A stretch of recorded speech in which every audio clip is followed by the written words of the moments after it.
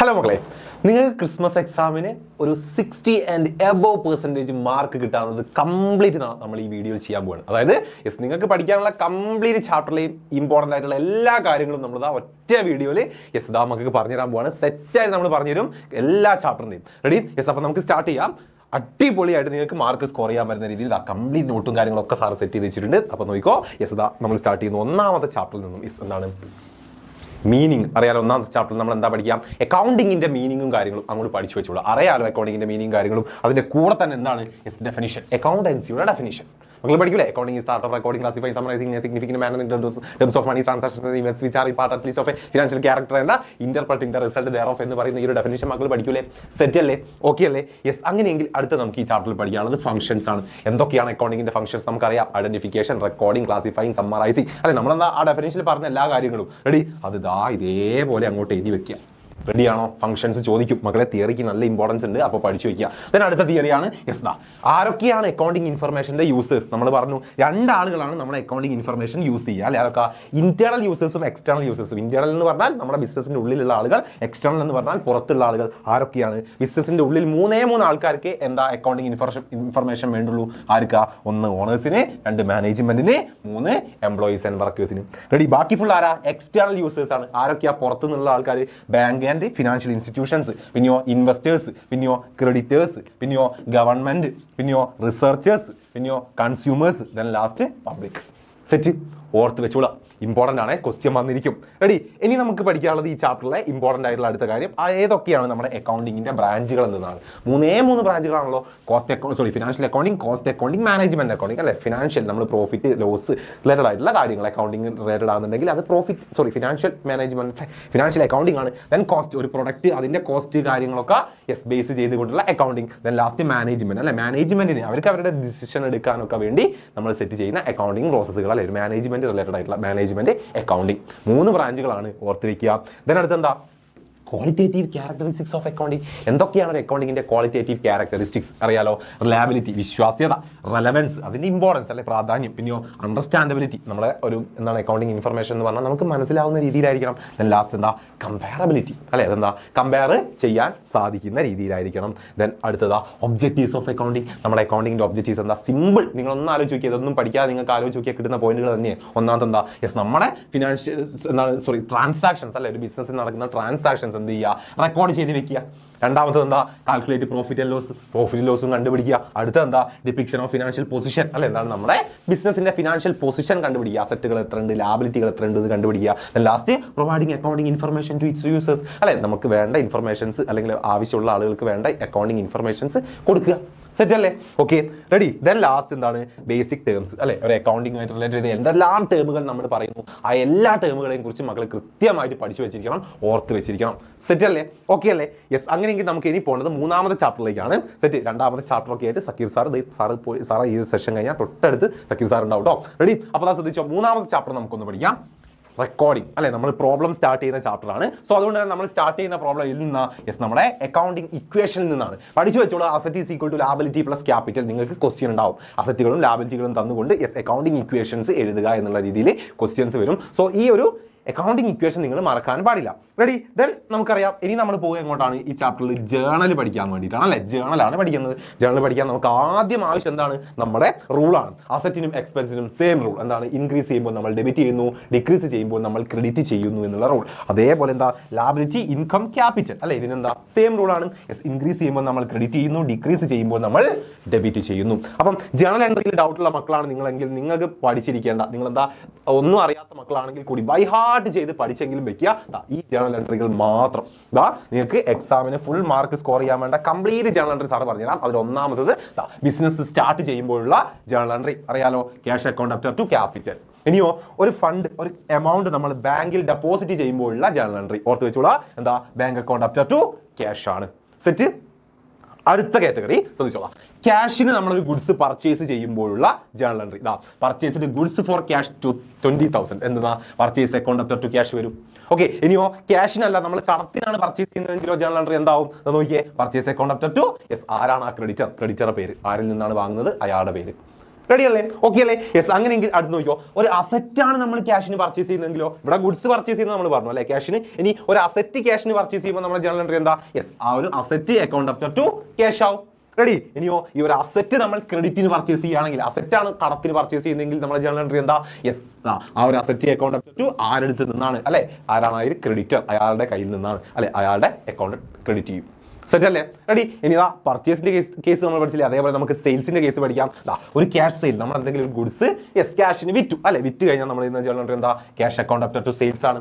ഇനിയോ same goods നമ്മൾ എന്താക്കുന്നു, കടത്തിനാണ് വിറ്റതെങ്കിലോ യെസ് നമ്മുടെ ജേണൽ എൻട്രി എന്താ? യെസ്, ആ ഒരു കടം നമ്മൾ ആർക്കാണ് കടം കൊടുത്തിട്ടുള്ളത് അല്ലെ, ആ ഒരു വ്യക്തിയുടെ പേര്, ഐ മീൻ എന്താ? Debtor account after to sales. പർച്ചേസിന്റെ നേരെ ഓപ്പോസിറ്റ് വരും.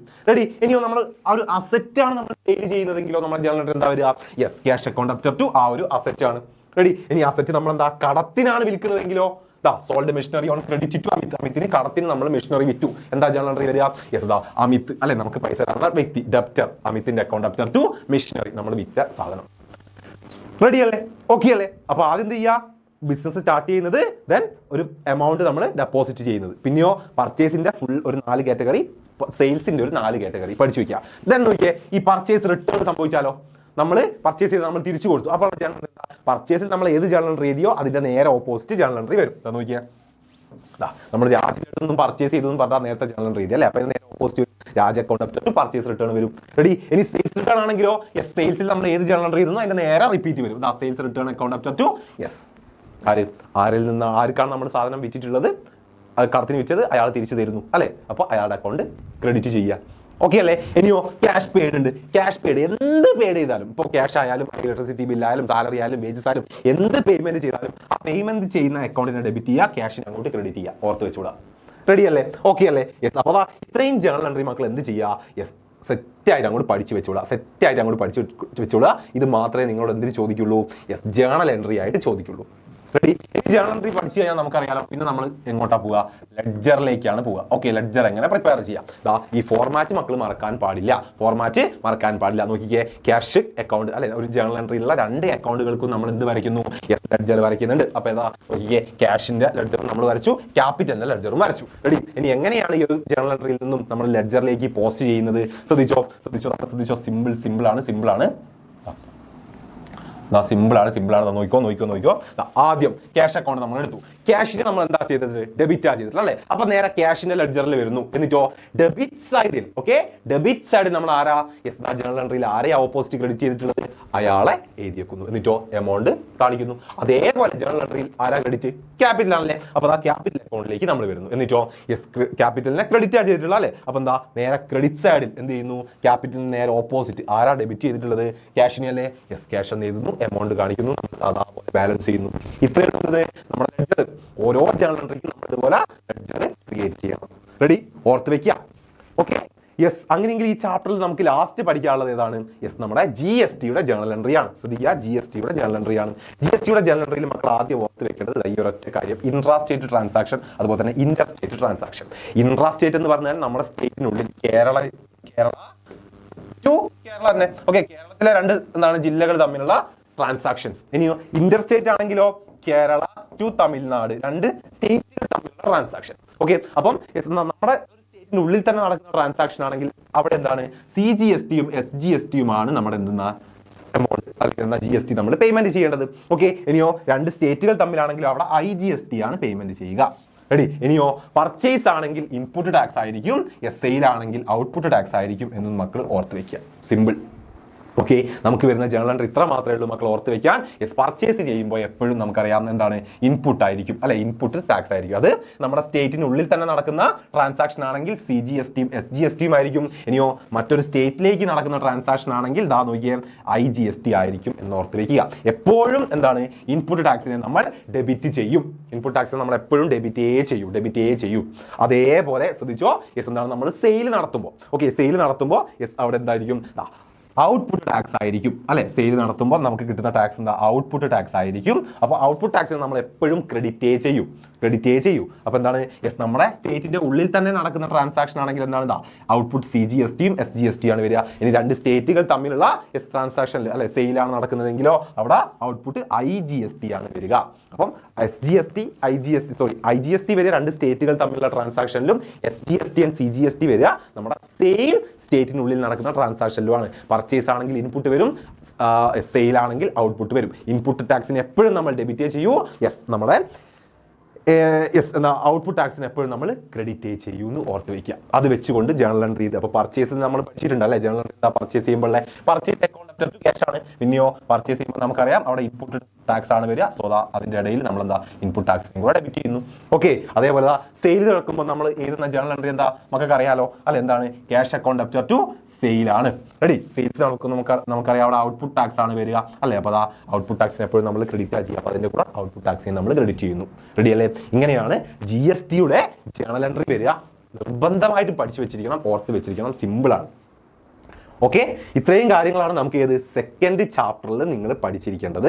ഇനി നമുക്ക് അഞ്ചാമത്തെ ചാപ്റ്ററിലേക്ക് പോവാം. നമ്മുടെ അഞ്ചാമത്തെ ചാപ്റ്റർ ബാങ്ക് റീകൺസിലിയേഷൻ സ്റ്റേറ്റ്മെന്റ്. ഇവിടെ നിങ്ങൾ ഓർക്കേണ്ടത് ഒറ്റ കാര്യം, എന്താണ് ബാങ്ക് റീകൺസിലിയേഷൻ സ്റ്റേറ്റ്മെന്റ്? നമുക്കറിയാം നമ്മൾ പ്രിപ്പയർ ചെയ്യുന്ന എന്താണ് ക്യാഷ് ബുക്ക് അല്ലെ? ക്യാഷ് ബുക്കിലെ ബാങ്ക് കോളത്തിലെ എമൗണ്ടും അതുപോലെ തന്നെ ബാങ്ക് പ്രിപ്പയർ ചെയ്യുന്ന പാസ്ബുക്കിലത്തെ എമൗണ്ടും തമ്മിൽ എന്തെങ്കിലും ഡിഫറൻസ്, ചില സിറ്റുവേഷനിൽ എന്താ ഡിഫറൻസ് സംഭവിക്കും അല്ലെ? അപ്പൊ അങ്ങനെ ഡിഫറൻസ് സംഭവിക്കുമ്പോൾ അതിനെ റീകൺസിൽ ചെയ്യാൻ വേണ്ടി, അതിനെ സെയിം ആക്കാൻ വേണ്ടി നമ്മൾ പ്രിപ്പയർ ചെയ്യുന്ന ഒരു സ്റ്റേറ്റ്മെന്റിനെയാണ് നമ്മൾ എന്ത് പറയാം? ബാങ്ക് റീകൺസിലിയേഷൻ സ്റ്റേറ്റ്മെന്റ് എന്ന് പറയുക. അതാണ് ഇവിടെ കൊടുത്തിട്ടുള്ളത്. Okay, reconciling the difference between bank balance as per cash book and passbook. പാസ്ബുക്കിലെ ബാലൻസും ക്യാഷ് ബുക്കിലെ ബാങ്ക് ബാലൻസും തമ്മിൽ റീകൺസിൽ ചെയ്യാൻ വേണ്ടി നമ്മൾ പ്രിപ്പയർ ചെയ്യുന്ന സ്റ്റേറ്റ്മെന്റ് എന്ത് പറയുക? BRS എന്ന് പറയുക. ഓക്കെ, അപ്പോൾ നമുക്ക് ഇവിടെ പഠിക്കാനുള്ള അടുത്ത കാര്യം എന്താ? Reason for difference. കണ്ടല്ലോ ഇവിടെ എന്താണ്? ബാങ്കിലെ ക്യാഷ് ബുക്കിലെ ബാങ്ക് ബാലൻസും പാസ്ബുക്കിലെ ബാങ്ക് ബാലൻസും തമ്മിൽ ഡിഫറൻസ് ആവുന്നു അല്ലെ? എന്തൊക്കെ റീസൺ കൊണ്ടാണ് അത് ഡിഫറൻറ്റ് ആവുന്നത്, ഡിഫറൻസ് സംഭവിക്കുന്നത്? അതാണ് നമുക്ക് പഠിക്കാനുള്ളത്. അപ്പോൾ രണ്ട് കാറ്റഗറി ആയിട്ട് നമുക്ക് ഇതിനെ തരംതിരിക്കാം. അതായത് ടൈം കൊണ്ട് സംഭവിക്കുന്ന ഡിഫറൻസും അല്ലെങ്കിലോ എറേഴ്സ്, നമ്മൾ വരുന്ന തെറ്റ് കൊണ്ട് സംഭവിക്കുന്ന ഡിഫറൻസും, ഈ രണ്ട് കാറ്റഗറി ഉണ്ട്.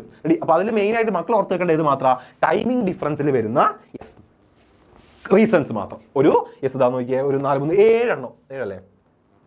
ഒരു 7 റീസൺസ് ഉണ്ട്. മക്കൾ പഠിച്ചു വെക്കാം. ഇത് നിർബന്ധമായിട്ട് മക്കൾ പഠിച്ചു വെച്ചിരിക്കണം. ഒന്നാമത് cheque issued by the bank but not yet presented. അടുത്തെന്താ? Cheque paid into bank but not collected. അടുത്തെന്താ? Direct deposit made by bank on behalf of customer. അടുത്തെന്താ? Amount directly deposited into bank. Then interest and dividend collected by bank. പിന്നെയോ direct payment made by bank. Then last എന്താ? Cheque deposit on bill discount dishonoured. ഈ ഒരു 7 എണ്ണവും മക്കൾ പഠിച്ചു വെച്ചിരിക്കണം. Important ആണ്. തിയറി ക്വസ്റ്റ്യൻ തന്നിരിക്കും. സെറ്റ് അല്ലേ? ഓക്കെ അല്ലേ? അപ്പൊ ഇത് മക്കൾ ഓർത്ത് വയ്ക്കുക. ഇനി നമുക്ക് എങ്ങോട്ട് പോകണം? നമ്മുടെ ബാങ്ക് റീകൺസിലിയേഷൻ സ്റ്റേറ്റ്മെന്റ് പ്രോബ്ലത്തിലേക്ക് പോകണം. Okay, bank reconciliation statement problem നമുക്ക് 4 രീതിയിലാണ് നമ്മൾ ചെയ്യേണ്ടി വരിക. ഒന്ന് C+, അടുത്ത C-, പിന്നെ P+, P-. ഈ 4 എമൗണ്ടുകൾ വെച്ചുകൊണ്ടായിരിക്കും നമുക്ക് പ്രോബ്ലം ചെയ്യേണ്ടി വരിക. C+ അല്ലെങ്കിൽ C- എന്ന് പറഞ്ഞാൽ ക്യാഷ് ബുക്കിന്റെ ഫേവറബിൾ ബാലൻസ് എന്നാണ് മീനിങ്. P+ എന്ന് പറഞ്ഞാൽ എന്താണ്? പാസ്ബുക്കിന്റെ ഫേവറബിൾ ബാലൻസ് എന്നാണ് മീനിങ്. C- എന്ന് പറഞ്ഞാൽ ക്യാഷ് ബുക്കിന്റെ ഓവർ ഡ്രാഫ്റ്റ് അല്ലെങ്കിൽ മൈനസ് ബാലൻസ് എന്നാണ് മീനിങ്. P- എന്ന് പറഞ്ഞാൽ പാസ്ബുക്കിന്റെ ഓവർ ഡ്രാഫ്റ്റ് അല്ലെങ്കിൽ പാസ്ബുക്കിന്റെ മൈനസ് ബാലൻസ് എന്നാണ് മീനിങ്. ഓക്കെ, അപ്പൊ ഇത് നിങ്ങൾക്ക് ക്വസ്റ്റ്യൻ ഉണ്ടാവും. അതായത് ക്വസ്റ്റ്യനിൽ balance as per cash book അല്ലെങ്കിലോ bank balance as per cash book അല്ലെങ്കിലോ debit balance as per cash book എന്നൊക്കെ കൊടുത്താൽ നിങ്ങൾ മനസ്സിലാക്കിക്കൊള്ളുക C+ വെച്ചുകൊണ്ടാണ് നമുക്ക് പ്രോബ്ലം ചെയ്യേണ്ടത് എന്ന്. ഓക്കെ, ഇനിയോ ഒരു ക്വസ്റ്റ്യൻ തുടക്കം തന്നെ credit balance as per cash book അല്ലെങ്കിൽ overdraft as per cash book എന്നൊക്കെയാണ് കൊടുത്തതെങ്കിൽ നിങ്ങൾ മനസ്സിലാക്കുക ഇത് ക്യാഷ് ബുക്കിന്റെ മൈനസ് ബാലൻസ് വെച്ചുകൊണ്ടാണ് നമുക്ക് പ്രോബ്ലം ചെയ്യേണ്ടത് എന്ന് മനസ്സിലാക്കുക. ഇനിയോ ക്വസ്റ്റ്യനിൽ credit balance as per passbook അല്ലെങ്കിലോ ബാലൻസ് ആസ് പെർ പാസ്ബുക്ക് അല്ലെങ്കിലോ ബാലൻസ് ആസ് പെർ ഇത് രണ്ട് സെയിം ആണല്ലേ? Okay, balance as per passbook അല്ലെങ്കിൽ balance as per bank book ഇതൊക്കെ കൊടുത്തു കഴിഞ്ഞാൽ നമുക്ക് മനസ്സിലാക്കുക എന്താണത്? P+. ഓക്കെ, പാസ്ബുക്കിന്റെ ഫേവറബിൾ ബാലൻസ് വെച്ചുകൊണ്ടാണ് നമുക്ക് പ്രോബ്ലം ചെയ്യേണ്ടത് എന്ന് നമുക്ക് മനസ്സിലാക്കുക. ദെൻ ലാസ്റ്റ് P- അല്ലെ? Debit balance as per passbook അല്ലെങ്കിൽ overdraft as per passbook എന്നൊക്കെ കൊടുത്താൽ നിങ്ങൾ മനസ്സിലാക്കുക P- വെച്ചുകൊണ്ടാണ് നമുക്ക് പ്രോബ്ലം ചെയ്യേണ്ടത് എന്ന് മനസ്സിലാക്കുക. റെഡി? അപ്പൊ എങ്ങനെയാണ് നമ്മൾ പ്രോബ്ലം ചെയ്യുക? ഒന്നുമില്ല, ഈ ഒരു കോളം ഇതേപോലെ പഠിച്ചു വെക്കുക. നമ്മൾ തൊട്ട് മുൻപ് പറഞ്ഞിട്ടുള്ള ഈ റീസൺസ് ഉണ്ടല്ലോ, ഒരു 7 റീസൺ. ഈ 7 റീസണെ നമ്മൾ ഒരു ഓർഡർ ആക്കിയിട്ട് 6 റീസൺ ആക്കി മാറ്റി വെച്ചിട്ടുണ്ട്. ഓർഡർ, ഈ ഓർഡറിൽ തന്നെ എന്ത് ചെയ്യുക? ഈ റീസൺ പഠിക്കുക. ഓർഡറിൽ തന്നെ പഠിക്കണം. ഈ ഓർഡർ തെറ്റിപ്പോയാൽ കംപ്ലീറ്റ് തെറ്റും. ഈ ഓർഡറിൽ പഠിച്ചു വെക്കുക.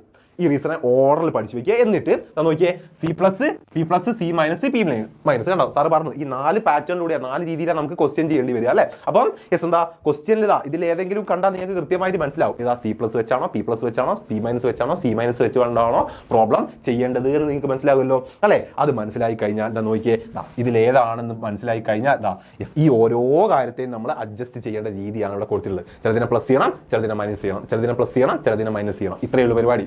Okay yes. അപ്പം ഈ ടേബിൾ ഇതേപോലെ പഠിച്ചു വെക്കുക, ഇതേ ഓർഡറിൽ പഠിച്ചു വെക്കുക. ദെൻ ഈ ഹെഡ് മക്കൾക്ക് സെറ്റ് ആയിട്ട് ഓർമ്മ ഉണ്ടല്ലോ എന്താ ആദ്യം സി പ്ലസ് പിന്നെ പി പ്ലസ് പിന്നെ സി മൈനസ് പിന്നെ പി മൈനസ് ആണ്. ഓക്കെ അപ്പൊ ഇതിൽ എങ്ങനെയാണ് പ്ലസ് മൈനസും വരുന്നത്? അതും ഭയങ്കര സിമ്പിൾ ആയിട്ടാണ്. നോക്ക് ആദ്യത്തെ കോളത്തിൽ എങ്ങനെ വരുന്നത് plus minus plus minus plus minus ആണല്ലോ. Plus minus plus minus plus minus. തൊട്ടടുത്ത കളിയിൽ അതായത് പി പ്ലസ് കളിയിൽ എങ്ങനെ വരിക? ഇത് നേരെ ഓപ്പോസിറ്റ് വരും. അത് നോക്കിയോ ഇവിടെ പ്ലസ് ആണെങ്കിൽ ഇവിടെ മൈനസ്, ഇവിടെ മൈനസ് ആണെങ്കിൽ ഇവിടെ പ്ലസ് ആണല്ലോ. അത് നേരെ ഓപ്പോസിറ്റ് വരും. ഓക്കെ തൊട്ടടുത്ത കളിയിലോ സി മൈനസിൽ എങ്ങനെയാണ് വരുന്നത്? നമ്മുടെ സെക്കൻഡ് കളിയിൽ എന്താണോ അത് തന്നെ same repeat minus plus minus plus minus plus. Okay last P minus കോളത്തിൽ എന്താ എങ്ങനെയാണ് വരുന്നത്? ഫസ്റ്റ് കോളത്തിന്റെ same repeat plus minus plus minus plus minus. കണ്ടല്ലോ ഇവർ ഓർഡറിൽ മക്കൾക്ക് ഓർമ്മ കിട്ടൂലേ?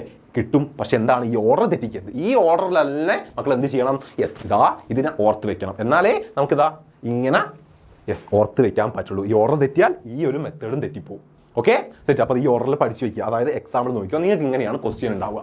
ഓക്കെ അപ്പോൾ ആ ക്വസ്റ്റ്യൻ ആദ്യം തന്നെ നോക്കിയതാ bank balance as per cash book എന്ന് കണ്ടല്ലോ. ഇത് നോക്കിയേ ഈ കാര്യമല്ലേ പറഞ്ഞതാ bank balance as per cash book.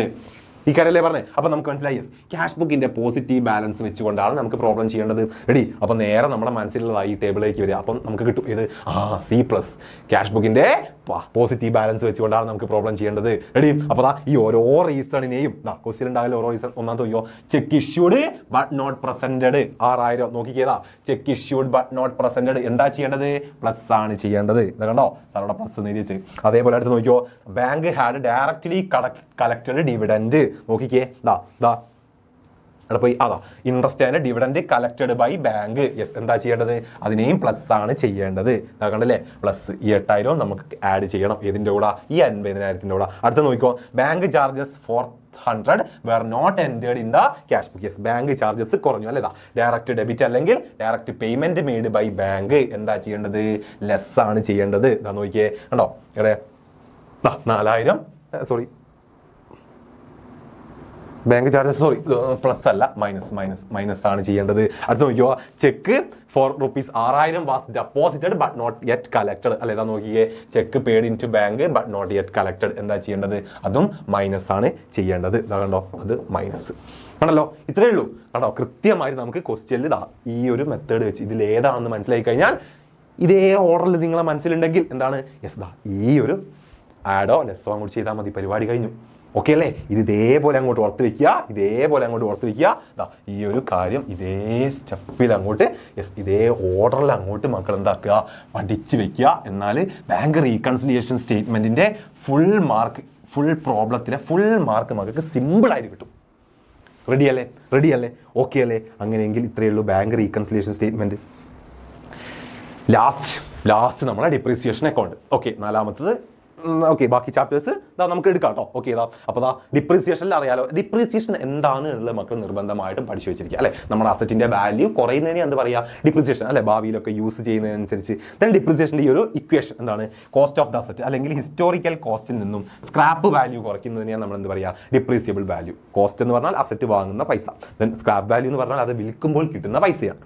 Ready yes. അങ്ങനെയെങ്കിൽ ഇതിൽ കുറച്ച് തിയറി ഉണ്ട്. യെസ് എന്തൊക്കെയാണ് ഡിപ്രീസിയേഷൻ സംഭവിക്കാനുള്ള കാരണങ്ങൾ അല്ലെ. Wear and tear due to usage and passage of time അല്ലെ. നമ്മൾ യൂസ് ചെയ്യുന്നതിനനുസരിച്ച് അല്ലെങ്കിൽ സമയം കഴിയുന്നതിനനുസരിച്ച് സംഭവിക്കുന്ന വാല്യൂവിൻ്റെ കുറവ്. പിന്നെയോ എക്സ്പ്രഷൻ ഓഫ് ലീഗൽ റൈറ്റ് അല്ലെ. ഇപ്പോൾ എന്താണ് ഇൻടാഞ്ചിബിൾ അസറ്റ് ആയിട്ടുള്ള കോപ്പി റൈറ്റ് പാറ്റന്റ് ഒക്കെ അതിൻ്റെ കാലം കഴിയുന്ന അല്ലെങ്കിൽ ടൈം കഴിയുന്നതനുസരിച്ച് അല്ലെങ്കിൽ അതിൻ്റെ എക്സ്പയറി ഡേറ്റ് ആകുമ്പോഴാണ് എന്താകുക അതിൻ്റെ വാല്യൂ കുറയുക. പിന്നെയോ ഒബ്സലൻസസ് അല്ലെ കാലഹരണപ്പെടുക. പുതിയ ടെക്നോളജി പുതിയ മാറ്റങ്ങൾ അപ്ഡേഷൻസ് ഒക്കെ വരുന്നതിനനുസരിച്ച് അതിൻ്റെ പഴയതിൻ്റെ എന്താ വാല്യൂ കുറയുക. പിന്നെയോ അബ്നോർമൽ ഫാക്ടർ നമ്മൾ പ്രതീക്ഷിക്കാതെ എന്തെങ്കിലും തീപിടുത്തം സംഭവിക്കുക അല്ലെ ആക്സിഡന്റ് സംഭവിക്കുക. അങ്ങനത്തെ കാരണങ്ങൾ കൊണ്ട് എന്ത് സംഭവിക്കുക? ഡിപ്രീസിയേഷൻ. ഓക്കെ അപ്പോൾ ഇതൊക്കെയാണ് ഡിപ്രീസിയേഷന്റെ കാരണങ്ങൾ മക്കൾ പഠിച്ചു വെക്കുക. അതിനടുത്തത് ഫാക്ടേഴ്സ് എന്തൊക്കെ കാര്യങ്ങളാണ് ഡിപ്രീസിയേഷന്റെ എമൗണ്ടിനെ എഫക്ട് ചെയ്യുന്ന ഘടകങ്ങൾ ഓർത്ത് വെച്ചോളാം. എന്തൊക്കെയാ? ഒന്ന് അസറ്റിന്റെ വാല്യൂ. രണ്ടാമത്തെ എന്താ? Net residual value. Net residual value എന്ന് പറഞ്ഞാൽ എന്താണ്? വിൽക്കുമ്പോൾ കിട്ടുന്ന പൈസയാണ്. ഓക്കെ വിൽക്കുമ്പോൾ കിട്ടുന്ന പൈസ. ഓക്കെ കിട്ടുന്ന എമൗണ്ട് ജസ്റ്റ് ഓർത്ത് വെച്ചാൽ. പിന്നെ ഡിപ്രീസിയേഷൻ വാല്യൂ, എത്രയാണ് ഡിപ്രീസിയേഷൻ സംഭവിക്കുന്നത്, ദെൻ ലാസ്റ്റ് യൂസ്ഫുൾ ലൈഫ് അല്ലെ, എത്ര വർഷത്തേക്കാണ് നമ്മളൊരു അസറ്റ് യൂസ് ചെയ്യുന്നത്, അതിനനുസരിച്ചാണ് ഈ ഘടകങ്ങളൊക്കെയാണ് എന്തെന്ന് ഒരു അസറ്റിന്റെ ഡിപ്രീസിയേഷൻ എമൗണ്ടിനെ എഫക്റ്റ് ചെയ്യുന്ന ഫാക്ടേഴ്സ്. ഓക്കെ അല്ലേ, ഓർത്ത് വെച്ചോളുക. റെഡി. ദെൻ അടുത്ത് നമുക്ക് പഠിക്കാനുള്ളത് ഈ കാര്യമാണ്. ഡിപ്രീസിയേഷൻ ചെയ്യുന്ന രണ്ട് മെത്തേഡുകൾ അറിയാലോ, സ്ട്രെയിറ്റ് ലൈൻ മെത്തേഡും റിട്ടേൺ ഡൗൺ വാല്യൂ മെത്തേഡും. രണ്ടിനെയും കുറിച്ചും പഠിച്ചു വെച്ചോളുക. സ്ട്രെയിറ്റ് ലൈൻ എന്ന് പറഞ്ഞാൽ അറിയാലോ, ഈസിയസ്റ്റ് ആയിട്ടുള്ള നമ്മൾ ഏറ്റവും കൂടുതൽ യൂസ് ചെയ്യുന്ന മെത്തേഡാണ്. എന്താണ്, ഇതൊരു അസംഷന്റെ ബേസിൽ വർക്ക് ചെയ്യുന്ന മെത്തേഡാണ്. എന്താണ് ആ ഒരു അസംഷൻ? എല്ലാ വർഷവും ഒരു അസറ്റിന് ഈക്വൽ യൂസേജ് ആയിരിക്കും, അതുപോലെ തന്നെ അതിൽ നിന്ന് നമുക്ക് എന്താ ഈക്വൽ ബെനിഫിറ്റ് ആയിരിക്കും കിട്ടുക എന്നുള്ള ഒരു അസംഷന്റെ ബേസിൽ വർക്ക് ചെയ്യുന്നതാണ് ഇത് സ്ട്രെയിറ്റ് ലൈൻ മെത്തേഡ് എന്ന് പറയുന്നത്. ഓക്കെ, അങ്ങനെയെങ്കിൽ എന്താണ് return down value method? Return down എന്ന് പറഞ്ഞു കഴിഞ്ഞാൽ അല്ലെ, നമ്മൾ ഓരോ വർഷത്തെയും എന്താണ് ബുക്ക് വാല്യൂവിലായിരിക്കും എന്താ ഡിപ്രീസിയേഷൻ ചാർജ് ചെയ്യുന്നത്, കണ്ടുപിടിക്കുക. ഓക്കെ, അതായത് ബുക്ക് വാല്യൂ എന്ന് പറഞ്ഞാൽ ഓരോ വർഷത്തെയും അസറ്റിന്റെ വാല്യൂവിൽ നിന്നും അതാത് വർഷത്തെ ഡിപ്രീസിയേഷൻ കുറച്ച് നമ്മൾ കണ്ടുപിടിക്കുന്നു. ഓക്കെ, അപ്പോൾ നോക്കിയേ, യെസ് ദിസ് മെത്തേഡ് ഇസ് ഈ മെത്തേഡ് എന്താ റെഡ്യൂസിംഗ് ബാലൻസ് മെത്തേഡ് എന്നും അതുപോലെ തന്നെ എന്താണ് ഡിമിനിഷിംഗ് ബാലൻസ് മെത്തേഡ് എന്നും പറയും അല്ലെ. ഡിമിനിഷിംഗ് കുറഞ്ഞു വരുന്ന a fixed percentage is applied to the book value at the beginning of each year is calculated depreciation അല്ല. ഓരോ വർഷം എന്താണ് അതിന്റെ ബുക്ക് വാല്യൂവിൽ നിന്നാണ് നമ്മൾ എന്ത് കാണുക, ഡിപ്രീസിയേഷൻ വീണ്ടും കാൽക്കുലേറ്റ് ചെയ്ത് വരിക. ഓക്കെ, അതാണ് റിട്ടേൺ ഡൗൺ വാല്യൂ മെത്തേഡ്. അപ്പോൾ ഈ രണ്ട് സ്ട്രെയിറ്റ് ലൈൻ മെത്തേഡും റിട്ടേൺ ഡൗൺ വാല്യൂ മെത്തേഡും മക്കൾ നിർബന്ധമായിട്ട് പഠിച്ചു വെക്കുക. അതിൻ്റെ കൂടെ ഈ ഒരു ടേബിളും ഇത് തമ്മിലുള്ള ഡിഫറൻസ് ഷുവറായിട്ടും ചോദിച്ചിരിക്കും. അപ്പോൾ ഈ ഒരു ടേബിൾ മക്കൾ നിർബന്ധമായിട്ടും പഠിക്കുക. ഇല്ലേ, നോക്കിയേ, ബേസിക് ചാർജിങ് ഡിപ്രീസിയേഷൻ എങ്ങനെയാണ്? സ്ട്രെയിറ്റ് ലൈൻ മെത്തേഡിൽ ഒറിജിനൽ കോസ്റ്റിലാണ്, റിട്ടേൺ ഡൗണിൽ അത് ബുക്ക് വാല്യൂവിലാണ്. ഓക്കെ, ദെൻ ആനുവൽ ഡിപ്രീസിയേഷൻ ഇവിടെ ഫിക്സ്ഡ് ആയിരിക്കും, ഇവിടെ ഫിക്സ്ഡ് ആയിരിക്കില്ല. സോ അങ്ങനത്തെ ബേസിക് ആയിട്ടുള്ള എന്താണ് കാര്യങ്ങളാണ്, അത് മക്കൾ നിർബന്ധമായിട്ടും പഠിച്ചു വെച്ചിരിക്കണം. ഇത് തമ്മിലുള്ള ഡിഫറൻസ്. ഓക്കെ, ഇനി നമുക്ക് ഇതിൽ പഠിക്കാനുള്ളത് നമ്മുടെ പ്രോബ്ലമാണ്, ഡിപ്രീസിയേഷൻ്റെ പ്രോബ്ലം. അതിൽ ഒന്നാമത്തെ പ്രോബ്ലം എന്ന് പറഞ്ഞാൽ സ്ട്രെയിറ്റ് ലൈൻ മെത്തേഡിൽ നമ്മൾ ഡിപ്രീസിയേഷൻ ചാർജ് ചെയ്യുന്ന problem. Okay, yes, straight line മെത്തേഡിൽ നമ്മൾ ഡിപ്രീസിയേഷൻ ചാർജ് ചെയ്യുന്ന പ്രോബ്ലം ആണ്. അപ്പം സ്ട്രെയിറ്റ് ലൈൻ എന്താണ് നമ്മൾ ഡിപ്രീസിയേഷൻ കാൽക്കുലേറ്റ് ചെയ്യുക എങ്ങനെയാണ്? ടോട്ടൽ കോസ്റ്റിൽ നിന്നും അല്ലെ, ഒരു അസറ്റിന്റെ ടോട്ടൽ വാല്യൂവിൽ നിന്നും അതിന്റെ സ്ക്രാപ്പ് വാല്യൂ മൈനസ് ചെയ്യുകയും അതിന്റെ യൂസ്ഫുൾ ലൈഫിനോട് ഹരിക്കുകയും ചെയ്താൽ നമുക്ക് എന്ത് കിട്ടും? ഡിപ്രീസിയേഷൻ കിട്ടും. ഓക്കെ, ക്വസ്റ്റ്യനിൽ കൃത്യമായിട്ട് കൊടുത്തിട്ടുണ്ടാവും നമ്മുടെ ഒരു അസറ്റിന്റെ വാല്യൂ, അത് പ്ലസ് അതിന് സ്പെൻഡ് ചെയ്യുന്ന മറ്റ് എക്സ്പെൻസുകളും കൂടെ കൂട്ടി. ഇവിടെ നോക്ക്, 5 ലക്ഷത്തിന് നമ്മളൊരു അസറ്റ് വാങ്ങി 50,000 എന്തുണ്ട് അതിന്റെ എക്സ്പെൻസ്. അപ്പോൾ ടോട്ടൽ അസറ്റിന്റെ വാല്യൂ 5,50,000. ഇനിയോ ആ ഒരു അസറ്റ് വിൽക്കുമ്പോൾ എത്ര കിട്ടി എന്നാണ് പറഞ്ഞിട്ടുള്ളത്? 10,000 കിട്ടി. അപ്പോൾ അതാണ് 10,000. അതിൽ നിന്നും എത്ര വർഷത്തേക്ക് ആ ഒരു അസറ്റ് വാങ്ങിയത്? 10 വർഷത്തേക്കാണ്. കണ്ടോ, ഡിവൈഡ് ബൈ 10 എത്ര കിട്ടി ഡിപ്രീസിയേഷൻ? 54,000 കിട്ടി. സെറ്റ് അല്ലേ? അപ്പം ഇത് സ്ട്രെയിറ്റ് ലൈൻ മെത്തേഡിലാണ്. സ്ട്രെയിറ്റ് ലൈൻ മെത്തേഡ് എന്ന് പറഞ്ഞാൽ നമുക്ക് അറിയാലോ എല്ലാ വർഷവും നമ്മൾ ഒരേപോലെ ഡിപ്രീസിയേഷൻ ചാർജ് ചെയ്യുന്നു അല്ലേ. നമ്മൾ പ്ലാന്റ് ഒരു മെഷീനറി അക്കൗണ്ട് ഒരു അസറ്റ് അക്കൗണ്ട് നമ്മൾ വരയ്ക്കുന്നു. ആദ്യം തന്നെ നോക്കിയാൽ ബാങ്ക് എന്ന് പറഞ്ഞുകൊണ്ട് ഡെബിറ്റ് സൈഡിൽ നമ്മൾ എന്താക്കുന്നു? ആ ഒരു അസറ്റിന്റെ വാല്യൂ കാണിക്കുന്നു. ആ വർഷം ലാസ്റ്റ് നമ്മൾ അതിന്റെ ഡിപ്രീസിയേഷൻ കാണിക്കുന്നു. റെഡി. എന്നിട്ടോ ആ വർഷം നമ്മൾ എന്താക്കുന്നത്? ആ ബാലൻസ് ചെയ്ത് ഇടുന്നു. ഇനിയോ ആ ബാലൻസ് തൊട്ടടുത്ത വർഷത്തേക്ക് ഇറക്കിയിടുന്നു. ആ വർഷവും നമ്മൾ എന്ത് ചെയ്യുന്നു? പുതിയ ഡിപ്രീസിയേഷൻ കാൽക്കുലേറ്റ് ചെയ്യുന്നു. ഓക്കെ, ഇതിങ്ങനെ പോകും. പക്ഷേ ഈ കേസിൽ എന്താണ്? സ്ട്രെയിറ്റ് ലൈൻ മെത്തേഡ് ആയതുകൊണ്ട് തന്നെ എല്ലാ വർഷവും എന്തായിരിക്കും? സെയിം ആയിരിക്കും നമ്മുടെ ഡിപ്രീസിയേഷൻ എന്ന് പറയുന്നത്. ഓക്കെ, സെയിം ഡിപ്രീസിയേഷൻ ആയിരിക്കും കേട്ടോ എല്ലാ വർഷവും നമ്മൾ ചാർജ് ചെയ്യുക. റെഡി. ഇതാണ് എന്തെന്ന് സ്ട്രെയിറ്റ് ലൈൻ മെത്തേഡ് എന്ന് പറഞ്ഞാൽ. ഇതിന്റെ ജേണൽ എൻട്രി സിമ്പിൾ ആണൊന്നുമില്ല. നമുക്കറിയാലോ, ഒരു അസറ്റ് നമ്മൾ പർച്ചേസ് ചെയ്യുമ്പോൾ plant account after to bank. Okay, ഇനി അതിനെന്തെങ്കിലും ഇൻസ്റ്റാളേഷൻ നമ്മൾ എന്തെങ്കിലും എക്സ്പെൻസ് സ്പെൻഡ് ചെയ്യുന്നുണ്ടെങ്കിൽ അതിനും plant account after to bank. Okay, depreciation charge ചെയ്യുന്നുണ്ടെങ്കിലോ ഡിപ്രീസിയേഷൻ അക്കൗണ്ട് അപ്റ്റർ ടു ആ ഒരു അസറ്റ്. ഇനിയോ അവസാനം ആ ഡിപ്രീസിയേഷൻ നമ്മൾ പ്രോഫിറ്റ് ആൻഡ് ലോസ് അക്കൗണ്ടിലേക്ക് മാറ്റും. ആ ഒരു ജേണൽ എൻട്രി വരുന്നുള്ളൂ. ഇത് തന്നെ ഇങ്ങനെ റിപ്പീറ്റ് ചെയ്ത് പോകും. റെഡി. അങ്ങനെയെങ്കിൽ നോക്കിയോ, റിട്ടേൺ ഡൗൺ വാല്യൂ മെത്തേഡിൽ ആണ് നമ്മൾ ഡിപ്രീസിയേഷൻ ചാർജ് ചെയ്യുന്നതെങ്കിൽ എങ്ങനെ വരും? ശ്രദ്ധിച്ചോ നമ്മൾ ആദ്യത്തെ വർഷം നമ്മൾ 54,000 നോക്കിയേ, 50,000 അസറ്റും അതുപോലെ തന്നെ ഒരു 4,000 അതിന്റെ എക്സ്പെൻസും ട്രാൻസ്പോർട്ടേഷൻ എക്സ്പെൻസും ആയിട്ട് 54,000 നമ്മൾ എന്ത് വാങ്ങി? അസറ്റ് വാങ്ങി അല്ലെ. ആ വർഷം നമ്മൾ നോക്കിയേ, ക്വസ്റ്റ്യനിൽ പറഞ്ഞിട്ടുണ്ട് 20% നമ്മുടെ ഡിപ്രീസിയേഷൻ ചാർജ് അല്ലെ. 20% ആണ് ഡിപ്രീസിയേഷൻ ചാർജ്. അത് റിട്ടേൺ ഡൗൺ വാല്യൂവിലാണ്. റെഡി. അപ്പോൾ ആദ്യത്തെ വർഷം നമ്മൾ എന്താ കണ്ടു? 54,000ന്റെ 20% ഇൻറ്റു 10/12. എന്താ 10/12? നമ്മളിവിടെ എപ്പോഴാണ് അസറ്റ് വാങ്ങിയിട്ടുള്ളത്? ജൂൺ 1 വാങ്ങിയിട്ടുള്ളത്. ജൂൺ 1 2014 വാങ്ങിയിട്ടുള്ളത്.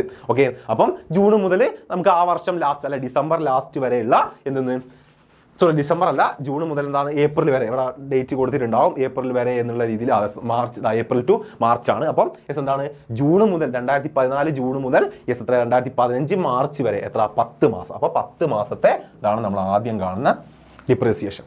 ഓക്കെ, അപ്പോൾ എന്താ 54,000 നിന്നും നമ്മൾ 9,000 കുറച്ചു, ആദ്യത്തെ വർഷത്തെ ഡിപ്രീസിയേഷൻ കുറച്ചു, 45,000 കിട്ടി. നേരെ നമ്മൾ അടുത്ത വർഷത്തേക്ക് ഇറക്കിയിട്ടു. റെഡി, ആ വർഷവും നമ്മൾ പുതിയൊരു അസറ്റ് വാങ്ങുന്നുണ്ട് 40,000-ന്. എന്നിട്ടോ ആ വർഷം വീണ്ടും നമ്മൾ എന്താ ഡിപ്രീസിയേഷൻ കാണുന്നു. ആരെ ഫസ്റ്റത്തെ അസറ്റിന്റെ, അതായത് ഈ ഫസ്റ്റ് അസറ്റിന്റെ ഡിപ്രീസിയേഷൻ നമ്മൾ വീണ്ടും കാണുന്നു.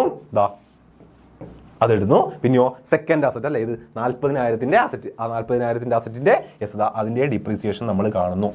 ഓക്കെ, അത് നമ്മൾ ബാലൻസ് ചെയ്യുന്നു, അടുത്ത വർഷത്തേക്ക് എടുത്തിടുന്നു. ഓക്കെ, ബാലൻസ് കിട്ടുന്നു, അത് അടുത്ത വർഷത്തേക്കും നമ്മൾ എടുത്തിടുന്നു. ആ വർഷവും നമ്മൾ എന്താണ് ആ കുറഞ്ഞ വാല്യൂവിൽ നിന്നാണ് വീണ്ടും നമ്മൾ എന്ത് കാണുക ഡിപ്രീസിയേഷൻ കാൽക്കുലേറ്റ് ചെയ്യുക. ഓക്കെ, ഒരു അസറ്റിന് എന്താണ് ബുക്ക് വാല്യൂവിലാണ് നമ്മൾ എന്താ റിട്ടേൺ ഡൗൺ വാല്യൂ മെത്തേഡിൽ എന്ത് കാണുക, ഡിപ്രീസിയേഷൻ കാണുക. അതായത് ആദ്യത്തെ വർഷം നോക്കിയേ 54,000-ൽ നിന്നും ആദ്യത്തെ വർഷം ഡിപ്രീസിയേഷൻ കഴിച്ചു 45,000 ഉള്ളൂ അല്ലെ. പിന്നെയോ അടുത്ത വർഷം നമ്മൾ ഈ 45,000-ലാണ് നമ്മൾ എന്ത് കാണുക, ഡിപ്രീസിയേഷൻ കാണുക. 45,000-ന്റെ എത്രയാ 20% ആ വർഷത്തെ ഡിപ്രീസിയേഷൻ. Okay, ready. അപ്പൊ രണ്ടാമത്തെ വർഷം 45,000-ൽ നിന്നും 9,000 കുറച്ചുള്ള ബാക്കി എമൗണ്ടിലാണ് നമ്മൾ എന്ത് ചെയ്യുക, അടുത്ത വർഷം നമ്മൾ അതിന്റെ ഡിപ്രീസിയേഷൻ കാണുക. അങ്ങനെ കുറഞ്ഞു വരുന്ന വാല്യൂവിൽ നിന്നാണ് വീണ്ടും നമ്മൾ ഡിപ്രീസിയേഷൻ കാൽക്കുലേറ്റ് ചെയ്യുക. അതാണ് ഇത് റിട്ടേൺ ഡൗൺ വാല്യൂ മെത്തേഡ് എന്ന് പറഞ്ഞു കഴിഞ്ഞാൽ. Okay, set, ready, yes.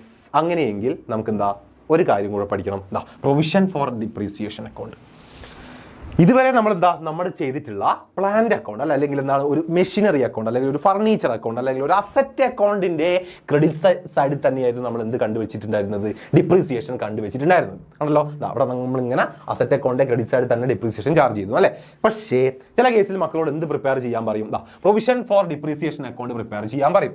അതായത് ഡിപ്രീസിയേഷൻ നമ്മൾ എവിടെ റെക്കോർഡ് ചെയ്യില്ല, നോക്കിക്കേ, നമ്മൾ പ്രിപ്പയർ ചെയ്യുന്ന ഒരു അസറ്റ് അക്കൗണ്ടിൽ നമ്മൾ ക്രെഡിറ്റ് സൈഡ് കണ്ടോ കാര്യമായി കിടക്കുന്ന ഡിപ്രീസിയേഷൻ നമ്മൾ ചാർജ് ചെയ്യേയില്ല, റെക്കോർഡ് ചെയ്യൂല. അത് എവിടെ റെക്കോർഡ് ചെയ്യും, separate provision for depreciation account എന്ന് പറയുന്ന ഒരു അക്കൗണ്ട് പ്രിപ്പയർ ചെയ്യുകയും അതിൽ ക്രെഡിറ്റ് സൈഡിലാണ് നമ്മൾ ഓരോ വർഷത്തെ ഡിപ്രീസിയേഷൻ ചാർജ് ചെയ്യുക. ഓക്കെ, ആ മെത്തേഡാണ് ആ ഒരു അക്കൗണ്ടാണ് ഇത് പ്രൊവിഷൻ ഫോർ ഡിപ്രീസിയേഷൻ അക്കൗണ്ട് എന്ന് പറയുന്നത്. Okay, yes. അപ്പം ഈ രണ്ട് അക്കൗണ്ടുകളാണ് മെയിനായിട്ട് മക്കൾ ഇതിൽ പഠിക്കാനുള്ളത്. ദെൻ ലാസ്റ്റ് നിങ്ങൾക്ക് പഠിക്കാനുള്ളത് അസറ്റ് ഡിസ്പോസബിൾ അക്കൗണ്ടാണ്. ഒരു അസറ്റ് വിൽക്കുമ്പോൾ അതിനുവേണ്ടി അതിലെ കംപ്ലീറ്റ് ഡീറ്റെയിൽസ് നമ്മൾ കാണിക്കാൻ നമ്മൾ പ്രിപ്പയർ ചെയ്യുന്നതാണ് ഇത് asset disposable account. Yes, sir സിമ്പിളായിട്ട് കാണിച്ചു തരാം എങ്ങനെയാണ് അസറ്റ് ഡിസ്പോസബിൾ അക്കൗണ്ട് പ്രിപ്പയർ ചെയ്യുക എന്നുള്ളത്. ഈ ഒരു ക്വസ്റ്റ്യൻ നോക്കിക്കോ, ഇവിടെ നോക്കിക്കോ. ജനുവരി 1, 2015 നമ്മളൊരു ട്രക്ക് വാങ്ങിയിട്ടുണ്ട്. ഓക്കെ, 20,000 രൂപ വിലയുള്ള എത്രയാ ഒരു 5 ട്രക്ക് വാങ്ങി എന്ന് പറയുന്നുണ്ട് 2015 ജനുവരി 1. പക്ഷെ തൊട്ടടുത്ത വർഷം ശ്രദ്ധിച്ചേ, ജനുവരി 1, 2016 1 ട്രക്ക് വാസ് സോൾഡ് 15,000 ആണല്ലോ. അപ്പൊ ആദ്യം 2015 ജനുവരി 1 നമ്മൾ വാങ്ങിയിട്ടുള്ള എന്താണ് 5 ട്രക്കിൽ ഒരു ട്രക്ക് പിറ്റേ വർഷം നമ്മൾ 15,000-ന് വിൽക്കുന്നു ആണല്ലോ. ഇങ്ങനെ വിൽക്കുന്നു എന്ന് കണ്ടു കഴിഞ്ഞാൽ മക്കൾ എന്ത് ചെയ്യുക, നേരെ അങ്ങോട്ട് പോവുക, നമ്മുടെ ട്രക്ക് ഡിസ്പോസബിൾ അക്കൗണ്ട് എന്ന് പറയുന്ന ഒരു അക്കൗണ്ട് പ്രിപ്പയർ ചെയ്യുക.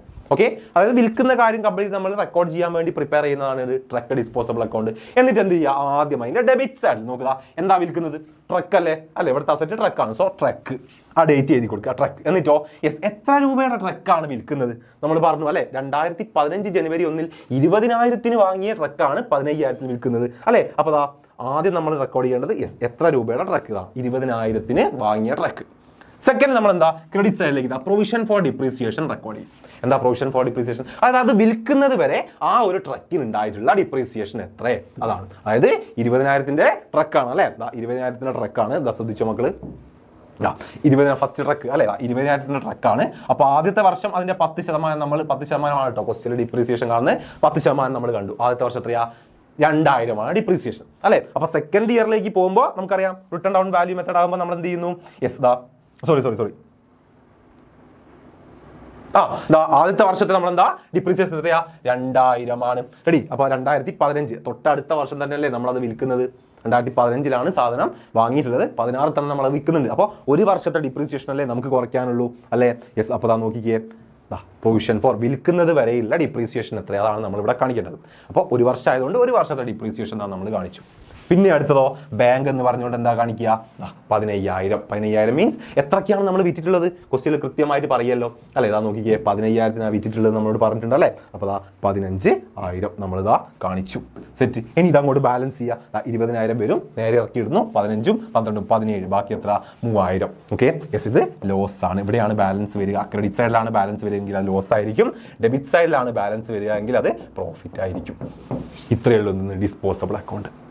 ഇത്രയും കാര്യങ്ങളാണ് ഈ 4 ചാപ്റ്ററുകളിൽ നിന്ന് നിങ്ങൾക്ക് പഠിക്കാനുള്ളത്. ഇത്രയും കാര്യങ്ങൾ നിർബന്ധമായിട്ടും പഠിച്ചു വെച്ചോളാം. ഓക്കെ അല്ലേ, സെറ്റ് അല്ലേ, റെഡി? ഹലോ മക്കളെ, നമ്മൾ ഇന്ന് പഠിക്കാൻ പോകുന്നത് തിയറി ബേസ് ഓഫ് അക്കൗണ്ടിംഗ് എന്ന് പറഞ്ഞ 2ാമത്തെ ചാപ്റ്ററാണ്. കുറഞ്ഞ സമയം കൊണ്ട് ഏറ്റവും എളുപ്പത്തിൽ പെട്ടെന്ന് കാര്യങ്ങൾ പഠിക്കാന്നുള്ള പറഞ്ഞത്. ഫസ്റ്റ് ഗ്യാപ്പ് എന്താണെന്ന് പറയുക. ഗ്യാപ്പ് എന്ന് പറയുന്നത് ഫുൾ ഫോം പഠിക്കുക. Generally accepted accounting principle. Generally accepted accounting principle എന്താണ് ഗ്യാപ്പ് എന്ന് പറഞ്ഞാൽ? Rules and regulations four recording and reporting the accounting transaction. Accounting transaction record ചെയ്യുന്നതിനുള്ള റൂൾസ് ആൻഡ് റെഗുലേഷനെ പറയുന്ന പേരാണ് എന്ത്, ഗ്യാപ്പ് എന്ന് പറയുന്നത് അല്ലേ. അങ്ങനെ നമ്മൾ അടുത്ത പറയാൻ പോകുന്ന അക്കൗണ്ടിന്റെ പ്രിൻസിപ്പിൾസ് ഓഫ് അക്കൗണ്ടിംഗ് ആണ്. അക്കൗണ്ടിങ്ങിന്റെ പ്രിൻസിപ്പിൾസ് എന്തൊക്കെയാണ് പറയുന്നത്? ഒന്നാമത്തെ ബിസിനസ് എൻറ്റിറ്റി പ്രിൻസിപ്പിൾ അല്ലെങ്കിൽ പിന്നെ അക്കൗണ്ടിംഗ് എൻറ്റിറ്റി പ്രിൻസിപ്പിൾ എന്ന് പറഞ്ഞാൽ under this principle the owner and business has separate and distinct അല്ലെ. ഓണറും ബിസിനസ്സും സെപ്പറേറ്റ് ആണ്. ഓണറുടെ പേഴ്സണൽ കാര്യങ്ങൾ ബിസിനസ്സിൽ ഉൾപ്പെടാൻ പാടില്ല. ആ പ്രിൻസിപ്പിൾസ് പറഞ്ഞ പേരാണ് ബിസിനസ് എൻറ്റിറ്റി കോൺസെപ്റ്റ് എന്ന് പറഞ്ഞാൽ. ഇതിലെന്താണ്, ക്യാപിറ്റൽ ഒരു ലയബിലിറ്റി ആണ്. ഓണർ എന്തായിട്ട് പരിഗണിക്കുന്നുണ്ട്, ക്രെഡിറ്റർ ആയിട്ട് പരിഗണിക്കുന്നുണ്ട്. അതുപോലെ തന്നെ അടുത്ത നോക്കുക, അടുത്തെന്താണ് going concept. Business will be continued for a long time. There is no end for the business in the near future. ബിസിനസ്സിന് ഒരു അവസാനമില്ല, ബിസിനസ് ഇങ്ങനെ തുടർന്ന് പോകുന്ന പറഞ്ഞ പ്രിൻസിപ്പിളാണ് ഗോയിങ് കോൺസെപ്റ്റ് എന്ന് പറയുന്നത്. അടുത്ത money measurement concept. Record only money transactions അല്ലെ. പണപരമായിട്ടുള്ള expression in terms of money. പണപരമായിട്ടുള്ള ട്രാൻസാക്ഷൻ മാത്രമേ ബിസിനസ് റെക്കോർഡ് ചെയ്യുള്ളൂ. എന്ത് റെക്കോർഡ് ചെയ്യില്ല? Skill and ability of the employees. എംപ്ലോയീസിന്റെ സ്കില്ലോ അതുപോലെ തന്നെ അവരുടെ എബിലിറ്റി ഒന്നും റെക്കോർഡ് ചെയ്യില്ല. Only record the money transaction. വേറൊരു ഭാഗത്ത് പറയുകയാണെങ്കിൽ record only quantitative aspect. Quality അല്ല കേട്ടോ, quantitative aspect, not record qualitative aspect. വ്യക്തികളുടെ സ്കില്ലും കഴിവൊന്നും റെക്കോർഡ് ചെയ്യില്ല. എന്ത് മാത്രമേ റെക്കോർഡ് ചെയ്യുള്ളൂ? പണത്തിന്റെ ട്രാൻസാക്ഷൻ മാത്രം റെക്കോർഡ്. അതാണ് മണി മെഷർമെന്റ് കോൺസെപ്റ്റ് എന്ന് പറഞ്ഞാൽ അല്ലെ. പിന്നെ ഒബ്ജക്റ്റീവ് പ്രിൻസിപ്പിൾ അല്ലെ, അല്ലെങ്കിൽ വെരിഫിയബിൾ ഒബ്ജക്റ്റ്. ഒബ്ജക്റ്റീവ് പ്രിൻസിപ്പിൾ എന്ന് പറഞ്ഞു കഴിഞ്ഞാൽ എന്താ മക്കളെ, വളരെ ഈസിയാണ്. ബിസിനസ്സിൽ എന്തെങ്കിലും ട്രാൻസാക്ഷൻ റെക്കോർഡ് ചെയ്യാൻ should be record with sufficient document evidence. കൃത്യമായിട്ടുള്ള എവിഡൻസോട് കൂടി ഡോക്യുമെന്റോട് കൂടിയാണ് ബിസിനസ്സിലെ ട്രാൻസാക്ഷൻ റെക്കോർഡ് ചെയ്യുള്ളൂ. അതാണ് ഒബ്ജക്റ്റീവ് പ്രിൻസിപ്പിൾ എന്ന് പറഞ്ഞാൽ. ഈ ഡോക്യുമെന്റ് എന്ന് പറഞ്ഞാൽ എന്തൊക്കെയുണ്ട്? ഇൻവോയ്സ് ഉണ്ട്, വൗച്ചർ ഉണ്ട്, ബാങ്ക് സ്റ്റേറ്റ്മെന്റ് ഒക്കെ ഡോക്യുമെന്റിന് ഉദാഹരണമാണ്, പരീക്ഷയ്ക്ക് ചോദിക്കാം. അതുപോലെ matching principle. Compare expenses with revenue in an accounting period. ഒരു അക്കൗണ്ടിംഗ് പീരിയഡുള്ള എക്സ്പെൻസ് അതിന്റെ റവന്യൂമായിട്ട് എന്ത് ചെയ്യുക, താരതമ്യം ചെയ്യുക, കമ്പയർ ചെയ്യുക. അതിനാണ് മാച്ചിങ് പ്രിൻസിപ്പിൾ എന്ന് പറയുന്നത്. എക്സ്പെൻസ് എന്തിന്, പ്രോഫിറ്റോ ലാഭം എന്ന് അറിയാൻ വേണ്ടി ബിസിനസ് എന്ത് ചെയ്യണം, ആ ഒരു വർഷം ഉണ്ടാകുന്ന എക്സ്പെൻസും അതുപോലെ തന്നെ റവന്യൂ തമ്മിൽ കമ്പയർ ചെയ്യണം അല്ലെ. ഈ profit is equal to revenue, പിന്നെ എന്താണ് റവന്യൂ മൈനസ് എക്സ്പെൻസ് ആണ് ഇക്വേഷനോടെ ഓർത്ത് വെക്കുക കേട്ടോ. പിന്നെ അതുപോലെ തന്നെ dual aspect concept. Every transaction has two aspect, that is debit and credit aspect അല്ലെങ്കിൽ ഗിവിംഗ് ആൻഡ് റിസീവിംഗ് ആസ്പെക്ട്. അതാണ് ഡുവൽ ആസ്പെക്ട് കോൺസെപ്റ്റ് അല്ലെ. എല്ലാ ട്രാൻസാക്ഷൻ 2 ഭാഗങ്ങളുടെ ഡെബിറ്റും ക്രെഡിറ്റും. അതുമായി ബന്ധപ്പെട്ട ഇക്വേഷൻ ആണ് asset is equal to liability plus capital. Asset എന്ന് പറഞ്ഞു കഴിഞ്ഞാൽ എന്താണ്, ലാബിലിറ്റി പ്ലസ് ക്യാപിറ്റൽ ആണ്. Liability is equal to asset minus capital ആണ്. Capital is equal to asset minus liability. ന്യൂട്ടന്റെ മോഷൻ ഏതുമായി ബന്ധപ്പെട്ടാന്ന് ചോദിച്ചാൽ നമ്മുടെ ബിസിനസ് എൻറ്റിറ്റി കോൺസെപ്റ്റുമായി ഡുവൽ ആസെറ്റ് കോൺസെപ്റ്റുമായി ബന്ധപ്പെട്ടാണ് അല്ലേ. ഹിസ്റ്റോറിക്കൽ കോസ്റ്റ് കോൺസെപ്റ്റ് അല്ലേ. എന്താണ്, all transaction should be record at the acquisition value. ബിസിനസ്സിൽ എന്തെങ്കിലും ട്രാൻസാക്ഷൻ റെക്കോർഡ് ചെയ്യുമ്പോൾ കൃത്യമായിട്ടുള്ള എവിഡൻസോട് കൂടി റെക്കോർഡ് ചെയ്യണം. പിന്നെ അതിന്റെ അക്വിസിഷൻ വാല്യൂ റെക്കോർഡ് ചെയ്യണം. അക്വിസിഷൻ വാല്യൂ എന്ന് പറഞ്ഞാൽ എന്തൊക്കെയാണ്? അതിന്റെ വാങ്ങിയ വില, പർച്ചേസ് പ്രൈസ് ഉണ്ട്, ഇൻസ്റ്റാളേഷൻ ചാർജ് ഉണ്ട്, അതുപോലെ തന്നെ അത് കൊണ്ടുവരാനുള്ള എക്സ്പെൻസ്. അതാണ് ഹിസ്റ്റോറി പിന്നെ അക്വിസിഷൻ കോസ്റ്റ് എന്ന് പറഞ്ഞാൽ. Materiality principle. മെറ്റീരിയൽ പ്രിൻസിപ്പിൾ എന്ന് പറഞ്ഞാൽ നമ്മളെ account information should be attached, ignore insignificant details. Important ആയിട്ടുള്ള ഇൻഫോർമേഷൻ മാത്രം പ്രൊവൈഡ് ചെയ്യുക. ഇമ്പോർട്ടന്റ് അല്ലാത്ത ഇൻസിഗ്നിഫിക്കന്റ് ആയിട്ടുള്ള ഇൻഫോർമേഷൻ ഒക്കെ എന്ത് അവോയ്ഡ് ചെയ്യുക, ഒഴിവാക്കുക. ആ പ്രിൻസിപ്പിളാണ് ഇത് മെറ്റീരിയാലിറ്റി പ്രിൻസിപ്പിൾ എന്ന് പറയുന്നത്. കൺസർവേറ്റിസം ഏറ്റവും കൂടുതൽ ഇമ്പോർട്ടൻറ്റ് ചോദിച്ചാണ്. Not only do not anticipate profit but also provide all possible losses. ലാഭം മാത്രം കണ്ട പോലെ നഷ്ടം പാഠം മുൻകൂട്ടി കാണണം. പ്ലേയിങ് ഓഫ് സേഫ് പോളിസി എന്നറിയപ്പെടുന്നു. Closing stock is valued at cost price or market which is less. ഏത് പ്രിൻസിപ്പിളുമായി ബന്ധപ്പെട്ട് ചോദിച്ചാൽ കൺസർവേറ്റിസം ആണ്. ക്രിയേറ്റീവ് പ്രൊവിഷൻ ക്രിയേറ്റ് ചെയ്യുന്ന ഏത് പ്രിൻസിപ്പിളുമായി ബന്ധപ്പെട്ടാണ്? ഈ പ്രിൻസിപ്പിളുമായി ബന്ധപ്പെട്ട്. അതായത് state that anticipate profit not to be considered but only possible losses. ലാഭം മാത്രം കണ്ടാൽ പോരാ, പിന്നെ നഷ്ടമാണ് മുൻകൂട്ടി കാണണമെന്നാണ് പറയുന്നത്. ആ പ്രിൻസിപ്പിളാണ് കൺസർവേറ്റീവ്സ് കേട്ടോ. പിന്നെ കൺസിസ്റ്റൻസി പറഞ്ഞാൽ എന്താണ്? ബിസിനസ്സിൽ എന്തെങ്കിലും ഒരു മെത്തേഡുകളോ അല്ലെങ്കിൽ അതുപോലെ തന്നെ എന്തെങ്കിലും ഒരു പ്രിൻസിപ്പിൾസ് നമ്മൾ ഫോളോ ചെയ്യുമ്പോൾ എല്ലാ വർഷവും ഒരേ മെത്തേഡും അതുപോലെ തന്നെ ഒരേ പ്രാക്ടീസ് ഫോളോ ചെയ്യണം. ഇടയ്ക്കിടെ ചേഞ്ച് ചെയ്യാൻ ചെയ്യാൻ പാടില്ല എന്ന് പറഞ്ഞ പ്രിൻസിപ്പിളാണ് ഏതെന്ന് പറഞ്ഞത് കൺസിസ്റ്റൻസി പ്രിൻസിപ്പിൾ. അതാണ് പ്രധാനപ്പെട്ട പ്രിൻസിപ്പിൾസ് കേട്ടോ. ഇനി അതുപോലെ തന്നെ basis of accounting. Accounting 2 basis ആണ്. ഒന്ന് എന്താണ് ക്യാഷ് ബേസിസും അതുപോലെ തന്നെ അക്രൂവൽ ബേസിസ്. ക്യാഷ് ബേസിസ് എന്ന് പറഞ്ഞാൽ നമ്മൾ ഇതിലൊരു ട്രാൻസാക്ഷൻ റെക്കോർഡ് ചെയ്യുന്നത് ആ ട്രാൻസാക്ഷൻ ഒന്നെങ്കിൽ റിസീവ് ചെയ്ത് പെയ്ഡ് അല്ലെ, ആ made when cash is received or paid, cash കൊടുത്തു കഴിഞ്ഞ ശേഷം അല്ലെങ്കിൽ പെയ്ഡ് ചെയ്ത ശേഷം മാത്രമേ ഇതിൽ ട്രാൻസാക്ഷൻ റെക്കോർഡ് ചെയ്യുള്ളൂ. ഡ്യൂ ഉണ്ടെങ്കിൽ ഒന്നും എന്ത് ചെയ്യില്ല, റെക്കോർഡ് ചെയ്യില്ല എന്ന് പറയുന്ന പ്രിൻസിപ്പിളാണ് ക്യാഷ് ബേസ്. ആ ട്രാൻസാക്ഷൻ കംപ്ലീറ്റ് നടന്നു കഴിഞ്ഞ ശേഷമാണ് റെക്കോർഡ് ചെയ്യുക. എന്നാൽ അക്രൂവൽ ബേസ് എന്ന് പറഞ്ഞാൽ അങ്ങനെയല്ല. Under this system monetary effect transaction അതായത് ആ ട്രാൻസാക്ഷൻ സംഭവിച്ചു കഴിഞ്ഞാൽ റെക്കോർഡ് ചെയ്യും. ആ ട്രാൻസാക്ഷൻ ജസ്റ്റ് സംഭവിച്ച റെക്കോർഡ് ചെയ്യും. അത് പൈസ കൊടുക്കണമെന്നോ അല്ലെങ്കിൽ പൈസ കിട്ടണമെന്നോ ഒന്നുമില്ല. ആ ട്രാൻസാക്ഷൻ സംഭവിച്ച റെക്കോർഡ് അതാണ് അക്രൂവൽ ബേസിസ് എന്ന് പറയുന്നത് കേട്ടോ. ഓക്കെ, ഇനി IFRS എന്ന് പറഞ്ഞാൽ എന്താ, അതിന് ഫുൾ ഫോം നോക്കി ഇന്റർനാഷണൽ ഫിനാൻഷ്യൽ റിപ്പോർട്ടിംഗ് സ്റ്റാൻഡേർഡ്. എന്താണ് IFRS എന്ന് പറഞ്ഞാൽ set of accounting standards and reporting different types of business transaction in events of financial statement അല്ലെ. ബിസിനസിന്റെ വ്യത്യസ്തമായിട്ടുള്ള ട്രാൻസാക്ഷൻസ് റെക്കോർഡ് ചെയ്യുന്നതിനുള്ള ഒരു കൂട്ടം സെറ്റ് ഓഫ് സ്റ്റാൻഡേർഡ് എന്ന് പറഞ്ഞ പേരാണ് IFRS എന്ന് പറയുന്നത് കേട്ടോ. ദെൻ അതുപോലെ തന്നെ ഇനി എന്താണ് GST 3 കോമ്പോണൻസ് ആണ്. ഒന്ന് IGST, SGST, CG. IGST എന്ന് പറഞ്ഞാൽ central goods and service tax. SGST എന്ന് പറഞ്ഞാൽ state goods and service tax. IGST എന്ന് പറഞ്ഞാൽ integrated goods and service tax അവിടെ ഓർത്ത് കേട്ടോ. പിന്നെ അതുപോലെ തന്നെ what are the advantages of GST? ഒന്ന് abolition of multiple types of taxes on goods and services. സാധനങ്ങൾ സേരുമ്പോഴുള്ള പിന്നെ എന്ത് ടാക്സ് ഒഴിവാക്കി, അബോളിഷൻ ഓഫ് മൾട്ടിപ്പിൾ ടൈപ്സ്, ഒരുപാട് കൂടുതൽ ടാക്സ് ചുമത്തുന്നത് ഒഴിവാക്കി, ഒന്നിൽ കൂടുതൽ ടാക്സ് ചുമത്തുന്നത് ഒഴിവാക്കി. റെഡ്യൂസ് കോസ്റ്റ് ഓഫ് പ്രൊഡക്ഷൻ, ഉൽപാദന ചെലവ് കുറക്കാൻ സാധിച്ചു, it will promote the economic efficiency of the nation, രാജ്യത്തിന്റെ ഇക്കണോമിക് എഫിഷ്യൻസി പ്രൊമോട്ട് ചെയ്യാൻ സഹായിച്ചു. അപ്പോൾ GST has removed the cascading effect on the tax. ടാക്സിന്റെ മേൽ ടാക്സ് ചുമത്തുക, ഒരു ടാക്സ് വീണ്ടും ടാക്സ് ചുമത്തുന്ന ആ സംവിധാനം എന്ത് ചെയ്തു, GST ഒഴിവാക്കി. അപ്പോൾ tax administration become very simple ആക്കി, ടാക്സ് അഡ്മിനിസ്ട്രേഷൻ വളരെ സിമ്പിൾ ആക്കി. ഇത്രയാണ് നമുക്ക് ഈ ചാപ്റ്ററിൽ പറയാനുള്ളത്. അപ്പോൾ മക്കളെ നമ്മളിന്ന് പഠിക്കാൻ പോകുന്നത് ട്രാൻസാക്ഷൻ 2 എന്ന് പറഞ്ഞ ചാപ്റ്ററിലെ ഭാഗമാണ്. എന്താ ട്രാൻസാക്ഷൻ 2 എന്ന് പറഞ്ഞ ചാപ്റ്ററാണ് നോക്കുക. അതിൽ നമ്മൾ ഫസ്റ്റ് പറയാൻ പോകുന്നത് പ്രധാനപ്പെട്ട സ്പെഷ്യൽ ജേർണൽസ് ആണ്, അല്ലെങ്കിൽ സബ് ഡിവിഷണൽ ജേർണൽസ് ആണ്. Cash book, purchase book, sales book, purchase return, അതുപോലെ തന്നെ sales return, bills receivable, bills payable, journal proper. ഇതാണ് പ്രധാനപ്പെട്ട സ്പെഷ്യൽ ജേർണൽ. ക്യാഷ് ബുക്ക്, പിന്നെ അതുപോലെ purchase book, sales book, purchase return, sales return, bills receivable, bills payable. Okay, cash book പറയാം, ക്യാഷിന്റെ transaction record ചെയ്യാൻ cash book ഉപയോഗിക്കുന്നത്. ക്യാഷിന്റെ transaction record ചെയ്യാണ്. Goods കടത്തിന് വാങ്ങിയാൽ നമ്മൾ പർച്ചേസ് ബുക്ക് റെക്കോർഡ് ചെയ്യും. ഗുഡ്സ് കടത്തിന് വിറ്റാൽ നമ്മൾ പിന്നെ സെയിൽസ് ബുക്കിൽ എഴുതും. പിന്നെ വാങ്ങിയ സാധനം തിരിച്ചു വരികയാണെങ്കിൽ പർച്ചേസ് റിട്ടേൺ ബുക്കിൽ, വിറ്റ സാധനം തിരിച്ചു വരികയാണെങ്കിൽ സെയിൽസ് റിട്ടേൺ ബുക്കിൽ. നമുക്ക് ബിസിനസ്സിന് കിട്ടാനുള്ള പൈസ റെക്കോർഡ് ചെയ്ത് നോക്കുകയാണെങ്കിൽ അത് ബിൽസ് റിസീവബിൾ ബുക്ക്. ബിസിനസ് ആർക്കെങ്കിലും കൊടുക്കുകയാണെങ്കിൽ അതേ നമുക്ക് റെക്കോർഡ് ചെയ്യും ബിൽസ് പേബിൾ. ജേർണൽ പ്രോപ്പർ, ഇതിലൊന്നും പെടാത്ത സാധനം റെക്കോർഡ് ചെയ്യണം ജേർണൽ പ്രോപ്പർ. അതിൽ വരിക opening entries, closing entries, rectification entries, adjusting entries, transfer entries. ഏറ്റവും പ്രധാനപ്പെട്ട goods withdrawn for personal use, credit purchase and sale of fixed asset. അത്രയും പഠിച്ചേക്കുക. അതാണ് പ്രധാനപ്പെട്ട ജേർണൽ പ്രോപ്പറിന് കാണിക്കുന്ന ഐറ്റം. വളരെ ഇമ്പോർട്ടൻ്റ് പരീക്ഷയ്ക്ക് ചോദിക്കും കേട്ടോ. ഓക്കെ, ഇനി എന്താണ് ക്രെഡിറ്റ് നോട്ട് എന്ന് പറഞ്ഞാൽ നമ്മൾ പർച്ചേസ് റിട്ടേൺ രേഖപ്പെടുത്താൻ വേണ്ടി സെയിൽസ് റിട്ടേൺ രേഖപ്പെടുത്താൻ വേണ്ടി ഉപയോഗിക്കുന്ന സോഴ്സ് ഡോക്യുമെന്റ് ആണ് ഇതിന് ക്രെഡിറ്റ് നോട്ട് എന്ന് പറയുന്നത്. എന്നാൽ ഡെബിറ്റ് നോട്ട് എന്ന് പറഞ്ഞാൽ പർച്ചേസ് റിട്ടേൺ പിന്നെ റെക്കോർഡ് ചെയ്യാൻ വേണ്ടി ഉപയോഗിക്കുന്ന സോഴ്സ് ഡോക്യുമെന്റ് ആണ് ഏതെന്ന് പറഞ്ഞത് ഡെബിറ്റ് നോട്ട് എന്ന് പറയുന്നത്. അവിടെ ഓർത്ത് കേട്ടോ. കോൺട്രാക്ട് എന്ന് പറഞ്ഞാൽ ഒരു ട്രാൻസാക്ഷന്റെ രണ്ട് ഭാഗത്തെ ഡെബിറ്റ് സൈഡിനെയും ക്രെഡിറ്റ്, ക്യാഷ് ബുക്കിന്റെ ട്രാൻസാക്ഷന്റെ ഡെബിറ്റിനെയും അതുപോലെ ക്രെഡിറ്റിനെയും എഫക്ട് ചെയ്യുന്ന എൻട്രിക്ക് പറഞ്ഞ പേരാണ് കോൺട്രാക്ട്. എക്സാമ്പിൾ ഓപ്പൺ ചെയ്യുക bank account, deposited into bank എന്നൊക്കെ പറയുന്നത് അതിന് എക്സാമ്പിൾ ആണ്, കോൺട്രാക്ടിക്ക് എക്സാമ്പിൾ ആണ് കേട്ടോ. ഓക്കെ, പിന്നെ അതുപോലെ പെറ്റി ക്യാഷ് ബുക്ക് എന്ന് പറഞ്ഞാൽ നോക്കൂ, ബിസിനസ്സിൽ ഉണ്ടാകുന്ന ചെറിയ ചെറിയ എക്സ്പെൻസുകൾ രേഖപ്പെടുത്തുന്ന പുസ്തകത്തിന്റെ പേരാണ് പെറ്റി ക്യാഷ് ബുക്ക് എന്ന് പറയുന്നത്. പെറ്റി ക്യാഷ് ബുക്ക് തയ്യാറാക്കുന്ന ആരാണ്? പെറ്റി കാഷ്യർ ആണ് കേട്ടോ. ഓക്കെ, ഇൻട്രസ്റ്റ് എമൗണ്ട് എന്ന് പറഞ്ഞാൽ എന്താണ്?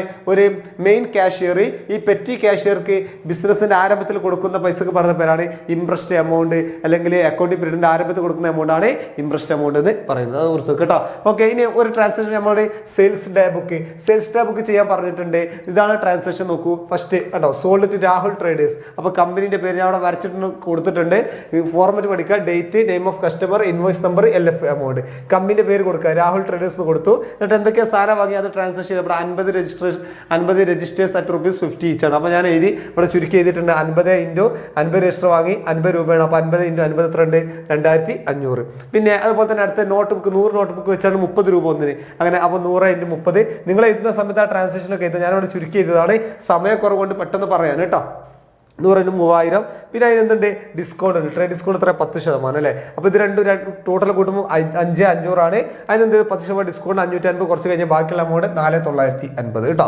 ഓക്കെ, പിന്നെ അടുത്ത ട്രാൻസാക്ഷൻ നോക്കി, ജനുവരി 5-ാം തീയതി സോൾഡ് ടു ഗോപാൽ സ്റ്റേഷനറി. അപ്പോൾ ആ കമ്പനിയുടെ പേര് ചെയ്താൽ ഗോപാൽ സ്റ്റേഷനറി കമ്പനിയുടെ പേര് ചെയ്താൽ എന്തൊക്കെ സാധനം വാങ്ങിയിട്ടുള്ളത്?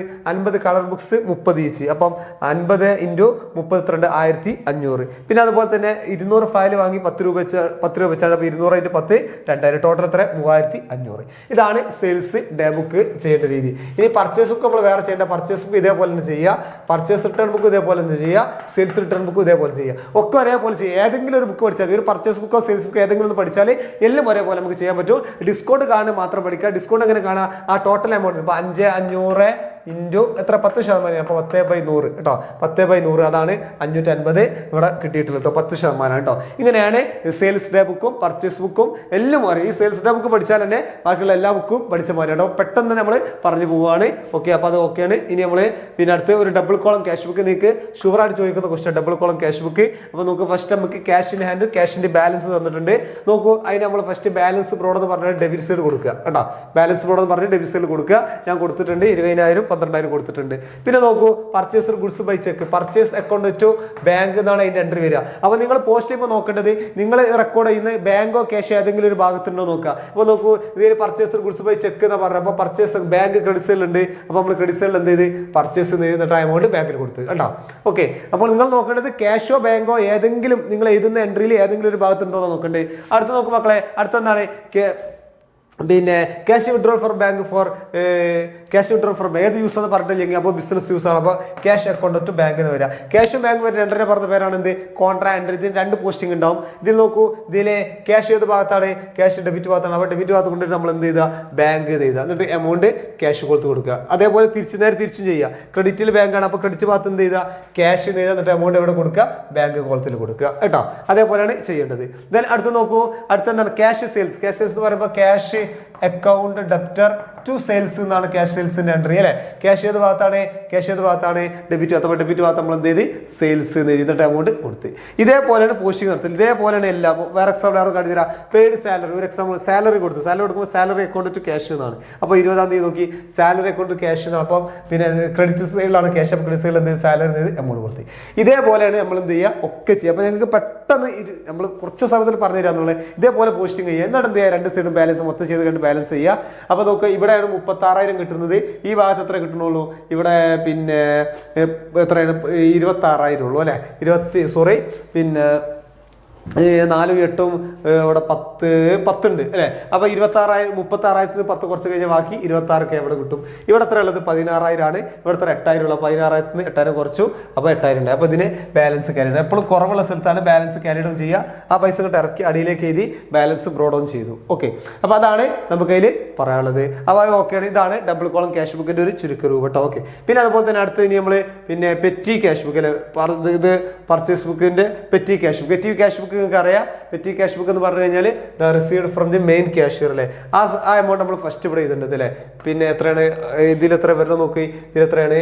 പിന്നെ 1,500 ആണ്. അപ്പോൾ ആ 1,500 നമ്മൾ ആദ്യം ഇവിടെ ചെയ്തു. ക്യാഷ് റിസീവ്ഡ് എന്ന് പറഞ്ഞിട്ട് ആദ്യം ചെയ്തു. ആ ഡേറ്റ് എന്ന് വെച്ചാൽ കൊടുക്കും. 1-ാം തീയതി കൊടുക്കുക കേട്ടോ. പിന്നെ ഓരോ സാധ്യത ഇനി ഞാൻ അത് പറഞ്ഞു തരാം. പ്രിന്റിംഗ് ആൻഡ് സ്റ്റേഷനറി എന്ന് വരുമ്പോൾ പ്രിന്റിംഗ് ആൻഡ് സ്റ്റേഷനറിക്ക് ഒരു കോളം കൊടുക്കുക. അതാണ്. അപ്പോൾ ഒരു കോളം കൊടുത്ത് സ്റ്റേഷനറി പ്രിന്റിംഗ് ആൻഡ് സ്റ്റേഷനറി കൂട്ടി കൊടുക്കട്ടോ. ഒരു കോളം കൊടുക്കുക. നോക്കുക പ്രിന്റിംഗ് ആൻഡ് ഇപ്പോൾ ഉദാഹരണം കാട്ടി തരാം. പ്രിന്റിംഗ് ആൻഡ് സ്റ്റേഷനറി എന്നിട്ട് എത്ര അതിൻ്റെ എമൗണ്ട് എത്ര നോക്കി. അതിൻ്റെ എമൗണ്ട് 300 ആണ്. അപ്പോൾ നേരെ കൊണ്ടിട്ട് 300 കൊടുക്കുക. ഓക്കെ, ടോട്ടലിൽ 300 കൊടുക്കുക. ഓക്കെ, ദെൻ അടുത്ത് നോക്കൂ, പോസ്റ്റേജ് ആൻഡ് സ്റ്റാമ്പ് അല്ലേ. പോസ്റ്റേജ് ആൻഡ് സ്റ്റാമ്പ് എന്ന് പറയുമ്പോൾ നോക്കി. പോസ്റ്റേജിന് സ്റ്റാമ്പ് എന്ന് പറഞ്ഞ് അതിനൊരു കോളം കൊടുക്കുക. പോസ്റ്റേജിന് ടെലഗ്രാം ഉണ്ടോ. പോസ്റ്റേജ് ടെലഗ്രാം കൊടുക്കുക. എത്രയാണ്? 40 രൂപ. അപ്പോൾ അവിടെ കൊടുക്കുക. 40-ന് നേരെ ടോട്ടൽ 40 തന്നെയാണ്. ഇനി വേറെ സാധനം നോക്കൂ, ട്രാവൽ എക്സ്പെൻസ്, യാത്രാക്കൂലി അല്ലേ. അപ്പോൾ നമ്മൾ ട്രാവൽ എക്സ്പെൻസ് ഡേറ്റ് കൊടുക്കണം കേട്ടോ. ട്രാവൽ എക്സ്പെൻസ് എത്ര അതിൻ്റെ എമൗണ്ട്? ട്രാവൽ എക്സ്പെൻസ് എമൗണ്ട് 150 ആണ്. അപ്പോൾ അതിന് നേരെ ട്രാവൽ എക്സ്പെൻസ് ട്രാവലിംഗ് എന്ന് പറഞ്ഞൊരു കോളം കൊടുത്ത് 150 ഉണ്ടോ. അതിന് നേരെ ടോട്ടൽ 150. ഇതേപോലെ ഓരോന്നിനും കോളം കൊടുത്ത് നമ്മൾ ചെയ്യുമ്പോൾ കൊറിയർ ചാർജ് അത് പോസ്റ്റേജും ടെലഗ്രാമിലാണ്. ടാക്സി ഫയർ ട്രാവൽ എക്സ്പെൻസ് ആണ്. സ്റ്റേഷനറി പ്രിന്റിംഗ് ആൻഡ് സ്റ്റേഷനറി ആണ്. ടെലിഫോൺ ചാർജ് പോസ്റ്റേജും ടെലഗ്രാമാണ്. അല്ലെങ്കിൽ പിന്നെ ടെലിഫോൺ അറിഞ്ഞ് കൊടുക്കുക. ഇങ്ങനെ നമ്മൾ കാണിക്കുന്നതാണ് എന്തെന്ന് പറയുന്നത് പെറ്റി ക്യാഷ് ബുക്ക് എന്ന് പറഞ്ഞു കേട്ടോ. അപ്പോൾ വളരെ സിമ്പിളാണ്. അപ്പോൾ നിങ്ങൾ അതിൻ്റെ ഒരു ഫോർമാറ്റ് ജസ്റ്റ് ഓർത്ത് വെക്കണം. Amount received date particulars total ഇതുവരെയാണ് ഫോർമാറ്റ്. പിന്നെ നമ്മൾ ചോദ്യത്തിനനുസരിച്ച് ആഡ് ചെയ്യലാണ് ഈ സാധനം. നമ്മൾ ചോദ്യത്തിനനുസരിച്ച് ആഡ് ചെയ്യുക അല്ലേ. പിന്നെ ബാലൻസ് ചെയ്യുമ്പോൾ ഇങ്ങനെ 2 സൈഡും ബാലൻസ് ചെയ്യുക. ഇവിടെ 2 സൈഡും ബാലൻസ് ചെയ്യുക. ഈ വലിയ സംഖ്യ 2 ഭാഗത്ത് കൂടുക കണ്ടോ. 1,500 എന്നിട്ട് ഇവിടെ ഇത് ഓരോ ഐറ്റംസ് ഇവിടെ ഇങ്ങനെ ബാലൻസ് ചെയ്ത് വെക്കുക. ഇവിടെ എത്ര 40. ഒരു എക്സാമ്പിൾ കാട്ടി തരാം. 300 150 ഉണ്ടോ. മൊത്തം ബാലൻസ് ചെയ്യുക. എന്നിട്ട് ഈ ടോട്ടൽ എമൗണ്ട് ഇവിടെ കൂട്ടിയിടുക. ഇവിടെ കിട്ടുന്ന എമൗണ്ട് ഇപ്പോൾ എക്സാമ്പിൾ പറയുകയാണ്. ടോട്ടൽ എമൗണ്ട് ഇവിടെ എത്രയാണ്? 500 ആണ് വിചാരിക്കുക. അപ്പോൾ നമ്മൾ എന്ത് ചെയ്യും? ഈ 1,500-ന് 500 കുറച്ച് ബാക്കി ഇവിടെ എഴുതും. കേട്ടോ. ഇതിനെ ബാലൻസ് ക്യാരി ഡൗൺ എന്ന് പറയും. ആ പൈസ നേരെ ഇങ്ങോട്ട് അടിയിലേക്ക് ഇറക്കി ചെയ്തും അതിൻ്റെ നേരെ ബ്രോഡൗൺ എന്ന് കൊടുക്കും, ബാലൻസ് ബ്രോഡൗൺ എന്ന് കൊടുക്കും. ഇങ്ങനെയാണ് ക്യാരി ഡൗണും ബ്രോഡൗണും ചെയ്യേണ്ടത്. ഓക്കെ, അപ്പോൾ വളരെ സിമ്പിളായിട്ട് ജസ്റ്റ് പറഞ്ഞെന്നുള്ളൂ. ഇത്രയാണ് നമുക്ക് ഇതിൽ പറഞ്ഞതിൻ്റെ ഫോർമാറ്റ്. പർച്ചേസ് റിട്ടേൺ ഫോർമാറ്റ് പഠിക്കുക, സെയിൽസ് റിട്ടേൺ ഫോർമാറ്റ് പഠിക്കുക. എന്നാൽ date, name of supplier, debit not, LFE amount കേട്ടോ. മറക്കരുത് ഡെബിറ്റ് നോട്ടാണ്. പിന്നെ സെയിൽസ് റിട്ടേൺ ബുക്ക് ആകുമ്പോൾ നെയിം ഓഫ് കസ്റ്റമർ ആണ്, ക്രെഡിറ്റ് നോട്ടാണ് ഇവിടെ വരിക. ഓക്കെ, ഇതാണ് ഇതിൻ്റെ ഫോർമാറ്റ് കേട്ടോ, LFE. ഓക്കെ, അപ്പോൾ ഇത്രയാണ് നമുക്ക് വളരെ പെട്ടെന്ന് വളരെ ഈസി ആയിട്ട് കുറഞ്ഞ സമയം കൊണ്ടാണ് നമ്മളിത് പറഞ്ഞിട്ടുള്ളത്. നിങ്ങളേക്ക് കുറച്ച് സമയം എത്തിക്കുക എന്നുള്ളതായിരുന്നു ഇതിൻ്റെ ലക്ഷ്യം കേട്ടോ. ഓക്കെ, അപ്പോൾ നമ്മൾ അടുത്ത് പഠിക്കാൻ പോകുന്ന chapter trial balance and rectification of errors എന്ന് പറയുന്ന ചാപ്റ്റർ. നമ്മൾ ആദ്യത്തിൽ പഠിക്കാൻ പോകുന്നത് എന്താണ് ട്രയൽ ബാലൻസ് എന്നുള്ളതാണ്. നിങ്ങൾക്കറിയാം, is a statement prepare to check arithmetical accuracy of the ledger account. Ledger അക്കൗണ്ടിന്റെ കൃത്യത മനസ്സിലാക്കാൻ, വ്യക്തത മനസ്സിലാക്കാൻ വേണ്ടി നമ്മൾ തയ്യാറാക്കുന്ന ഒരു സ്റ്റേറ്റ്മെന്റ് ആണ് ഇത് ട്രയൽ ബാലൻസ് എന്ന് പറഞ്ഞു കഴിഞ്ഞാൽ. അതിൽ ഒരുപാട് ലെഡ്ജർ അക്കൗണ്ടിന്റെ ബാലൻസ് കൂടിയിട്ടുള്ള ഐറ്റം കൂടിയാണ് ഇത് ട്രയൽ ബാലൻസ് എന്ന് പറയുന്നത്. നിർബന്ധമായിട്ട് പഠിക്കേണ്ട item objectives of trial balance എന്തൊക്കെയാണ്? To ascertain the arithmetical accuracy of the ledger അക്കൗണ്ടിന്റെ കൃത്യത മനസ്സിലാക്കുക, വ്യക്തത മനസ്സിലാക്കുക. To help in locating errors, എന്തെങ്കിലും തെറ്റുകളൊക്കെ ഉണ്ടെങ്കിൽ അത് കണ്ടെത്താൻ എന്ത് ചെയ്യുക, സഹായിക്കുക. To help in the preparation of final account തയ്യാറാക്കാൻ സഹായിക്കുക. ഇത് വളരെ ഇമ്പോർട്ടൻ്റ് ആണ്, നിർബന്ധമായിട്ട് പഠിച്ചു വെക്കുക കേട്ടോ. ദെൻ അടുത്ത് നോക്കൂ, അടുത്തത് ടൈപ്സ് ഓഫ് എറേഴ്സ്. ഒന്ന് എറേഴ്സ് ഓഫ് പ്രിൻസിപ്പിൾ ഉണ്ട്, എറേഴ്സ് ഓഫ് ഒമിഷൻ ഉണ്ട്, എറേഴ്സ് ഓഫ് കമ്മീഷൻ ഉണ്ട്, കോമ്പൻസേറ്റിംഗ് എറേഴ്സ് ഉണ്ട് അല്ലേ. പ്രിൻസിപ്പിൾ എന്ന് പറഞ്ഞാൽ അക്കൗണ്ടിങ്ങിന്റെ പ്രിൻസിപ്പിൾസ് എതിരായിട്ട് റെക്കോർഡ് ചെയ്യുന്നതാണ് എറേഴ്സ് ഓഫ് പ്രിൻസിപ്പിൾ എന്ന് പറയാം. ഒമിഷൻ എന്ന് പറഞ്ഞാൽ ഒരു ട്രാൻസാക്ഷൻ റെക്കോർഡ് ചെയ്യാൻ വിട്ടുപോയാൽ അതിനെന്ത് പറയും, എറേഴ്സ് ഓഫ് ഒമിഷൻ എന്ന് പറയാം. കമ്മീഷൻ എന്ന് പറഞ്ഞാൽ ടോട്ടൽ ചെയ്യുമ്പോൾ മിസ്റ്റേക്ക്, ബാലൻസ് ചെയ്യുമ്പോൾ മിസ്റ്റേക്ക്, എമൗണ്ട് മാറിയത് 500 1000 ഇങ്ങനെ എമൗണ്ട് മാറിയത് മിസ്റ്റേക്ക്, അതൊക്കെയാണ് എറേഴ്സ് ഓഫ് കമ്മീഷൻ എന്ന് പറയുന്നത്.